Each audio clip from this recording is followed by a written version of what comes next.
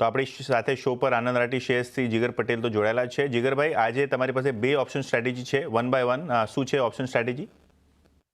સૌથી પહેલા અગેન આપણે જેમ આઈટીની જ વાત કરી રહ્યા છીએ તો પસંદગી પણ આઈટીમાંથી છે। સ્ટોક છે ટાટા ટેકની અંદર ઓલમોસ્ટ ટ્રેન્ડ લાઇન બ્રેકઆઉટ દેખાડી રહ્યું છે, ડબલ બોટમ ફોર્મેશન છે અને બ્રેકઆઉટ આઈ થિંક 2-3 દિવસ પહેલા જ આપણને જોવા મળી ગયું છે। અને સાથે સાથે જે રીતે ડબલ બોટમ ફોર્મેશન સાથે મેકડીમાં ડાયવર્જન્સ દેખાડે છે હિસ્ટોગ્રામમાં, એટલે આની અંદર એટલીસ્ટ હજી 30 થી 35 પોઈન્ટનો પંપ જોવા મળી શકે છે ટાટા ટેકની અંદર। એટલે આપણે ટાટા ટેકનોલોજી કોલ ઓપ્શન છે 700 ને બાય કરવાની સલાહ રહેશે। 15 થી 16 ની રેન્જમાં સ્ટોપ લોસ 9 નો રહેશે અને ટાર્ગેટ 26 નો રહેશે। સેકન્ડ છે બેન્કિંગમાંથી છે એસબીઆઈ છે। એસબીઆઈમાં અગેન જે રીતે ટ્રેન્ડ લાઇનનો સપોર્ટ લઈ રહ્યો છે છેલ્લા અઠવાડિયાથી, અને સાથે સાથે અવરલી ચાર્ટ ઉપર આપણને ડાયવર્જન્સ સાથે ટ્રેન્ડ લાઇન બ્રેકઆઉટ પણ દેખાડી રહ્યું છે।